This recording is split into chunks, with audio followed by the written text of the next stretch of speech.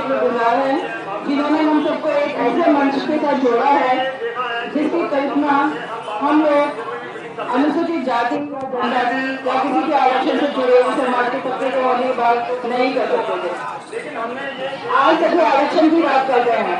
कभी आप लोगों ने सोचा है कि आरक्षण वास्तव में है क्या?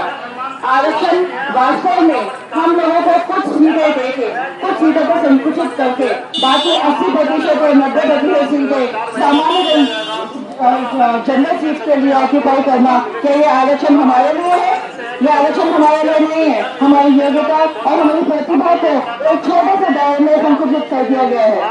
ऐसे आरक्षण को हम आरक्षण नहीं कहते। आरक्षण हम लोगों ने खुद के लिए किया हुआ है और हम लोगों को हर बार ये कहा जाता है कि हम आरक्षण की वजह से किसी अपने योग्यता और अपनी प्रतिभा की वजह से किसी सीट पर नहीं जाते, बल्कि आरक्षण की वजह से सीट पर जाते हैं। अगर आप लोग खुद अपना बचपन याद करें, जो इस जाति से जुड़े हुए हैं, जब हम स्कूलों में प्रवेश करते हैं तो वहाँ पर जाति की क्या आवश्यकता होती है? वहाँ पर तभी भी हम लोगों को 2 सीटों पर बांट दिया जाता है। एक वो लोग जो साधारण जनसंख्या है जो कि पूरी फीस देगी, और एक वह वर्ग जो कि 25 पैसे या 10 पैसे वाली सीट होती है।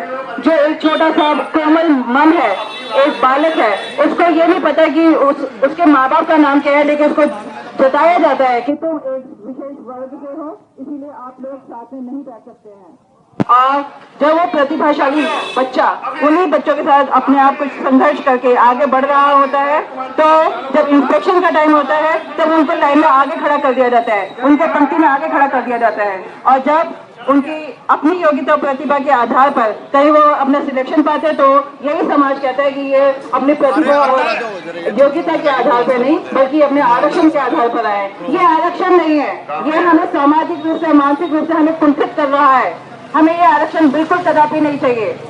अगर आरक्षण कहते हैं तो आप ये कहिए कि जो 80% आप लोगों ने खुद के लिए घेर रखा है, वो आपने अपने लिए सीट आरक्षित कर रखी है। हमारे लिए जो रखा है वो कूड़ा करकट छोड़ा है, जिसके लिए आप कुछ बैकलॉग छोड़ते हैं, जो 2 साल के अंदर वो बैकलॉग खत्म हो जाता है। और उस बैकलॉग के वैकेंसी से खत्म होने के बाद कोई किसी की कोई नियुक्ति नहीं होती है। ये क्या आप लोगों ने क्या ये व्यवस्था बना रखी है? आप सरकार से पूछिए। ये बैकलॉग हम लोगों के लिए एक बहुत बड़ा श्राप है। अब जब बैकलॉग की वैकेंसी आती है तो किसके लिए आती है? आपने कभी सोचा है कितने अनुसूचित जाति और जनजाति के लोगों के लिए बैकलॉग की वैकेंसी आती है? और बैकलॉग मोस्टली बैकलॉग सारा का सारा विकेट जाता है। और इसके अलावा जब व्यक्ति अपनी प्रतिभा के आधार पर किसी प्रतियोगी परीक्षा में बैठते हैं तो वहां पर